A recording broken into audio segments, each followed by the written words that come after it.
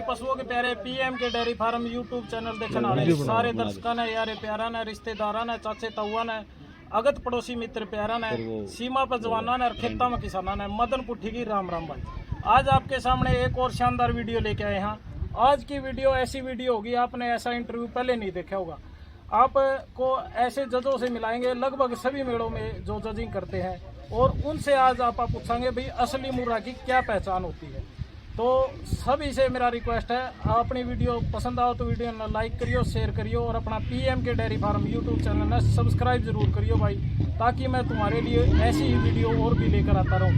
तो सबसे पहले राम राम डॉक्टर साहब। राम राम जी। अपने दर्शकों ने भी राम राम कर दिया। हाँ, सब दर्शकों को राम राम। तो डॉक्टर साहब सबसे पहले जो अपने हरियाणा में बात होती है मुर्रा जो भैंस है उसके ऊपर, तो मुर्रा भैंस की पहचान की बात करा तो हर एक भाई को पता नहीं है, कोई किसी तरह से कोई किसी तरह से। तो आज मैं आपसे मुर्रा के बारे में पूछना चाहूँगा, क्योंकि बहुत बारीकी से पूछेंगे, क्योंकि आपने बहुत जजिंग की है, बड़े बड़े मेलों में जजिंग की है। तो सबसे पहले मैं आपसे जैसे मुर्रा के मुंह से शुरुआत करना चाहता हूँ। जैसे मुंह है जी उसका, तो उसकी जो नास है उसका कैसे क्या कलर होना चाहिए? सबसे पहले तो मैं आज आपने जो ये छोटे कटड़ियों का जो एक छोटा मेला लगाया है, हाँ जी, इसके लिए आपको बहुत धन्यवाद करूँगा। धन्यवाद। आप जो है ना इस चीज़ में बधाई के पात्र हैं, क्योंकि एक बहुत अच्छी शुरुआत है। जो शुरुआत से अगर कटड़ियों की देखभाल की जाती है तो उन्हें ना आगे बढ़े के जो है ना भैंस या जोटा बनना है, जो कि एक किसान की रीढ़ की हड्डी है। हाँ जी। तो इसके लिए आप बहुत ही जो है ना बधाई के पात्र हैं, और हम शुभकामनाएं देते हैं कि आप आगे इसमें और आगे कामयाब हो, हर साल इस तरह का प्रोग्राम रखें। और रही बात मुर्रा की, तो मुर्रा जैसे आपको पता है हमारा ये ब्लैक गोल्ड कहते हैं, काला सोना, हरियाणा की ये जो है ना नस्ल है। और अपने खास के जो हिसार, रोहतक, सोनीपत, जींद, भिवानी, इस बेल्ट का जो है ना ये जो जर्म प्लाज्म है तो वो सबसे अच्छा है। और आपको पता ही है कि ये दूध में पूरे वर्ल्ड में जो है ना प्रसिद्ध है, दूध और घी। क्योंकि हम हिंदुस्तानी घी को ज़्यादा पसंद करते हैं, तो घी में ये अव्वल है, और दूध में, और इसके जोटे जो है ना आज पूरी दुनिया में नाम कमा रहे हैं, जो खास हरियाणा के। और नाम के साथ साथ हमारे जो किसान हैं उनको बड़ा फ़ायदा हो रहा है। किसान आगे आ रहे हैं, इसको पाल रहे हैं और बड़ी अच्छी आमदनी जो है ना कमा रहे हैं, और अपने परिवार का पालन पोषण कर रहे हैं। तो इसमें रही नस्ल की बात, तो असली बात तो ये है कि भाई आपने जो है ना जो भैंस पाल रहे हो उसको आगे ब्रीडिंग कैसे करनी है, मुर्रा जाति में कैसे उसको जो है ना लाना है। तो विभाग इसके लिए जो है ना बड़ी अच्छी स्कीमें चला रहा है। सीमन सप्लाई अच्छी है, अच्छे जो है ना जोटों का सीमन है, और उन जोटों का सीमन है जिनकी माँ का दूध 22 किलो से ज़्यादा है। तो किसान भाई इसका जो है ना लाभ उठाएं, अपनी भैंसों का कृत्रिम गर्भाधान करवाएं। और उसके अलावा जो और क्या नाम है जोटे पाल रहे हैं ब्रीडर अलग अलग नामों से, तो वो भी बड़ा अच्छा सीमन सप्लाई कर रहे हैं, और जो है ना इस मुर्रा नस्ल को आगे बढ़ाने में अपना योगदान कर रहे हैं। तो रही करैक्टर की बात, तो एक तो मुर्रा जो भैंस है वो जेट ब्लैक है, काली, इसलिए इसको ब्लैक गोल्ड कहते हैं, काला सोना। तो मुंह से इसका पतला मुंह जैसे कहते हैं ना अपने हरियाणी में, बखोरे जैसा मुंह। हाँ जी, बिल्कुल पतला हो जाएगा। हाँ, पतला मुंह होता जाएगा, और जो है ना गर्दन लंबी, और सींग जो है ना मुड़े हुए और एक सवाल हो रहा था जी, कई पशुपालक भाई कमेंट भी करते हैं जब आप लाइव चलते हैं तो वो जो सींग है ना कोई 45 डिग्री पे ऐसे आगे पीछे कितना पीछे होना चाहिए, कैसे घुमा हुआ? देखो ये पूछना पीछे की तरफ नहीं मुड़ा होना चाहिए, बैकवर्ड नहीं। ठीक है। हाँ, वो घुमाव थोड़ा खुला हो सकता है, पूरा खुला, हाँ खुला हो सकता है थोड़ा सा, क्योंकि थोड़ा सा तो इतना जो है ना ब्रीड करैक्टर में फर्क आ जाता है समय के अनुसार। देखो वैसे तो कहते हैं कि भाई मुट्ठी की तरह जो है ना घुमावा हो, लेकिन थोड़ा सा खुला भी हो जो है ना। और माथे कोई जो है ना फूल वगैरह या और कोई जो है ना पैच नहीं होना चाहिए, कहीं से भी कोई और करेक्टर, आंखें भी बिल्कुल काली होनी और जो चाहिए। जीभ रहेगी जी, हाँ जी, जीभ भी जो है ना वही ब्लैक होनी चाहिए। हाँ बिल्कुल ब्लैक हाँ तो होनी दोस्तों देखो डॉक्टर साहब ने बता दिया है, कई बार पशुपालक भाई कमेंट करते हैं भाई जीभ का क्या मैटर है। जीभ भी अगर असली मुर्रा होगी तो उसकी जीभ भी काली चाहिए। मिलेगी। अगर जीभ में भी कलरेशन आ रही है, कोई पिंक कलर की है या और है, तो डिस्क्वालिफिकेशन है, क्योंकि वो आगे बच्चों में और ज़्यादा बढ़ जाएगी, ठीक है। तो उसमें फिर वो करेक्टर नहीं रहेगा जिस चीज़ के लिए मुर्रा मशहूर है जो है ना। बाकी शरीर गठीला और पीछा भारी, ठीक है। पीछा भारी होगा, क्योंकि पीछा भारी होगा तभी वो ज़्यादा से ज़्यादा दूध की कैपेसिटी रख पाएगी जो है ना। थन अलग अलग और पूँछ जो है ना घुटनों से नीचे और ज़्यादा से ज़्यादा 6 इंच तक सफ़ेद पूँछ होनी चाहिए। 6 इंच से ज़्यादा मुर्रा में नहीं लेते। जो ये लगते हैं जी ब्यूटी के कंपटीशन है, उसमें भी 6 इंच चल हाँ जाएगी उसमें और गोड्डे से नीचे होनी हाँ चाहिए। गोडे से नीचे देखो हो। दोस्तों बहुत अच्छी बात बताई डॉक्टर साहब ने।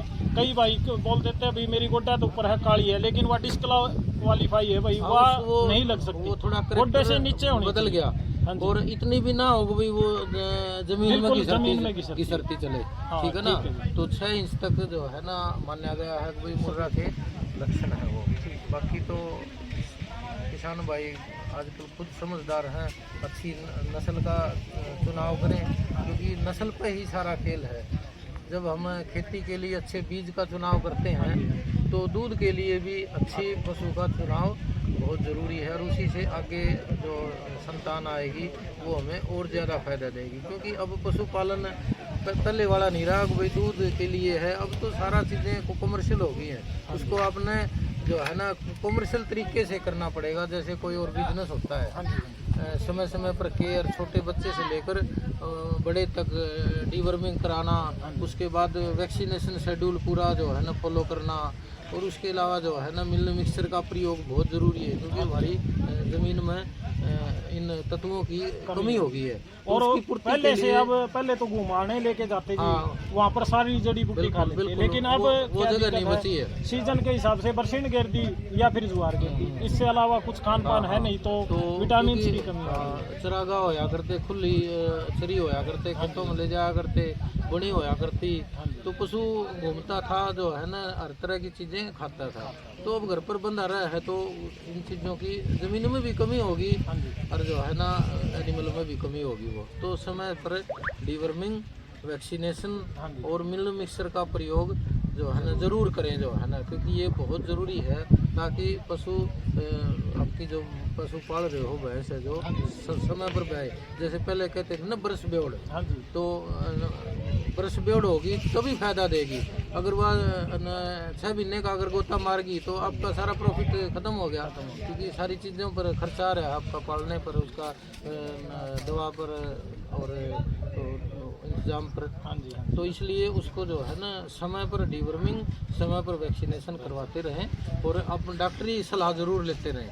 स्कीमें आ रही है सरकार की, अस्पताल में जाए, डॉक्टर से जरूर नहीं कि आप कोई दवाई लेने जा रहे हो, कोई न कोई अच्छी सलाह देंगे डॉक्टर जो है ना। स्कीम आ रही थी, अब ये गाय वाली भी आ रही थी। हाँ, गाय की है जो है ना, देसी गाय को बढ़ावा देने के लिए, क्योंकि देसी गाय हमारी लुप्त होगी, तो सरकार ने बड़ा अच्छा कदम उठाया है कि इसको जो है ना दोबारा से जिंदा किया जाए, तो कुछ न कुछ जमींदार को 2 पैसे का फायदा होगा, तभी कोई पालेगा। तो सरकार ने स्कीम चलाई है, मुर्रा भैंस के लिए भी मिल्क रिकॉर्डिंग शुरू किया है, लोनिंग की सुविधा है, तो किसान भाई इन स्कीमों का फायदा उठा सकते हैं। तो डॉक्टर साहब आप मेला में जावा एक जनरल सी बात है, जो नाभि है उसके पॉइंट बनते हैं, उसके बारे में और बताओ। हाँ, नाभि जो है ना, देखो लटक ज़्यादा जो है ना अच्छी नहीं मानी जाती, हाँ लटकी भी नहीं हो। और जो हरनिया है, और दूसरा जो है ना, हाँ जो नेवल सुंडी है उसका हरनिया है, वो भी एक जो है ना अच्छा लक्षण नहीं है, डिस्क्वालिफिकेशन है।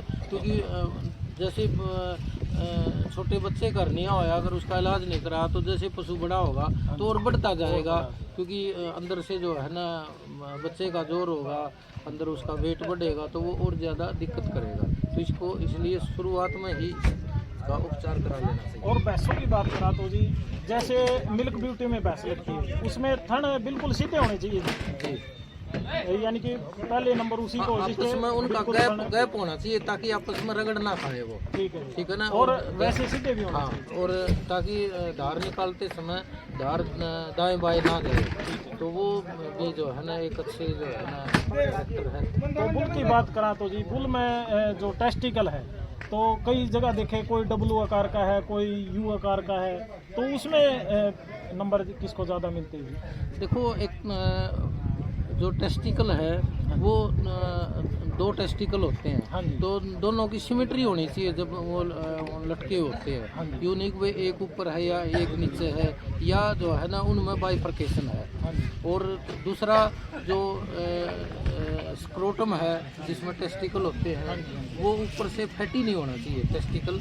अच्छा। हाँ, ज़्यादा फैटी, हाँ ज़्यादा भारी, हाँ ज़्यादा फैटी होगा तो जो स्पर्म है वो जो है ना इतने जो है ना एक्टिव नहीं रहेंगे, तो उसकी जो सीमन क्वालिटी है वो अच्छी नहीं मानी जाएगी, क्योंकि बुल सीमन के लिए जो है ना पाला जाता है। अगर वही डिस्क्वालिफिकेशन है उसकी, तो वो फिर जो है ना उसकी ब्रीडिंग करेक्टर अच्छे नहीं आएंगे, आगे जो बच्चे आएंगे। हाँ जी। तो डॉक्टर साहब, एक और गांव वाले पूछते हैं कई बार, और अपने दर्शक भी कमेंट कर देते हैं, भाई भैंस को जो घी और तेल वो कितनी मात्रा में देना चाहिए, और देना भी चाहिए या नहीं देना चाहिए? देखो, चिकनाई की जरूरत तो हर इंसान को भी है, पशु को भी, जो बॉडी के लिए ज़रूरी है। एक्सेस फालतू अगर फैट जम गया, अब जैसे कुल्ले बड़े बड़े हो गए, मोटे हो गए, या और पेट पर फैट नीचे जो है ना लटक होगी, तो वो कोई अच्छा करेक्टर नहीं है, और वो उसका कोई फ़ायदा भी नहीं है जो है ना। ज़्यादा फैट का उतना ही दो जितना पशु को ज़रूरत हो, फैटी ना हो, वो मोटापा ना आए। नहीं तो जो झोटा हो चाहे भैंस हो, ज़्यादा मोटी होगी उसके दूध इतना नहीं बन पाता, क्योंकि उसकी जो दूध की जो है ना कन्वर्जन है वो इतना नहीं हो पाता जितना एक जो है ना स्लिम बॉडी का झोटा हो से भैंस हो, तो वो जो है इंसान से ला लो, एक तो ओवरवेट का हो और एक बिल्कुल स्लिम ड्री। जी जी। तो excess of everything is bad. हाँ, जरूरत है, दूध दे रहा है, अंदर उसके बच्चा पल रहा है, तो वहाँ उसको जितनी चिकनाई की जरूरत है उतनी दो, क्योंकि ज़्यादा चिकनाई दोगे तो खाना पीना छोड़ देता है पशु, तो वो भी नुकसान वाली बात है। तो इसलिए लिमिटेड मात्रा में दो जब ज़रूरत हो। तो डॉक्टर साहब, एक क्वेश्चन हो रहेगा जी, जो अगली टांगों के बीच में जो होता है वो क्या बोलते हैं जिसको, दोनों टांगों के बीच में वो हमारी ब्रेस्केट, ब्रिस्केट, उसके बारे में होगा। ब्रिस्केट जो अगर ज़्यादा बड़ा है, ब्रिस्केट एडिमा बोलते हैं उसको, ज़्यादा घुमाव है, तो वो भी डिस्क्वालिफिकेशन है, क्योंकि पशु को चलने में, उठने में, बैठने में बड़ी दिक्कत करता है, और एक उसका जो है ना अलग से जो है ना दिखता है वो। और जो ड्यूटी के लिए हम एनिमल को पाल रहे हैं, तो वो उसकी डिस्क्वालिफिकेशन में आता है, तो वो भी एक जो है ना अच्छा साइन नहीं है। चाहे झोटा हो, चाहे भैंस हो, कोई पशु हो, ब्रिस्केट एडिमा एक डिस्क्वालीफाई, वो जितना छोटा हो उतना ही वो ज़्यादा नंबर में नॉर्मल उसमें। तो पैरों की बात करा तो बिल्कुल सीधे होने चाहिए। हाँ बिल्कुल है। देखो, जब पशु चलता है तो आपस में भिड़ने नहीं चाहिए वो, ठीक है ना, और बिल्कुल सीधे, उसमें आउटवर्ड नहीं होनी चाहिए, ठीक है ना, खास के जो है ना झोटे के, तो क्योंकि उसको जो जंप करना है जो है ना सीमन कलेक्शन के लिए, तो वो उसमें फिर उसको परेशानी आती है, तो वो डिस्क्वालिफिकेशन है। तो ये चीज़ें हम देखते हैं जब इस तरह की होती है, ये ब्रीडिंग करेक्टर में आता है।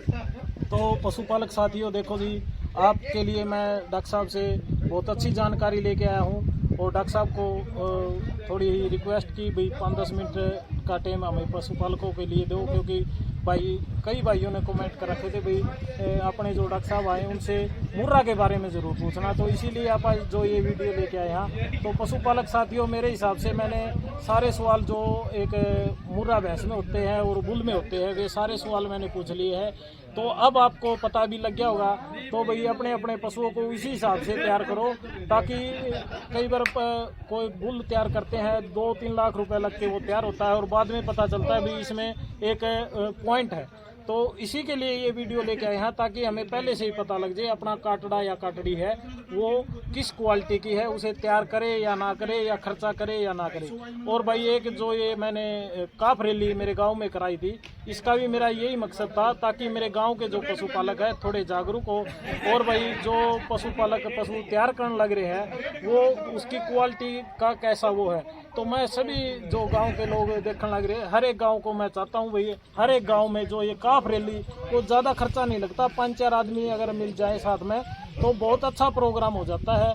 और गांव इसके साथ जो है तरक्की भी करेगा, क्योंकि गांव में जो लोग रहते हैं ज़्यादातर उनका जीवन यापन है जो पशु पर निर्भर है। और पशु अगर अपना अच्छी क्वालिटी का अच्छा वो होगा तो अच्छे पैसे देगा, अच्छा वो मिल्क प्रोडक्शन करेगा और अच्छे रेट में वो बिकेगा, तो उसी से पशुपालक का भला है। तो दोस्तों आपको वीडियो कैसी लगी ये कमेंट में ज़रूर बताना है। अगर आपका कोई और सवाल है उसका भी कमेंट करियो, कभी ना कभी डॉक्टर साहब को फिर आप इंटरव्यू में लेके आएंगे। तो दोस्तों अपनी वीडियो पसंद आओ तो वीडियो ने लाइक करियो, शेयर करियो, और अपना PMK dairy farm YouTube channel है सब्सक्राइब जरूर करियो। तो सारे दर्शकों ने मदन पुठी की राम राम।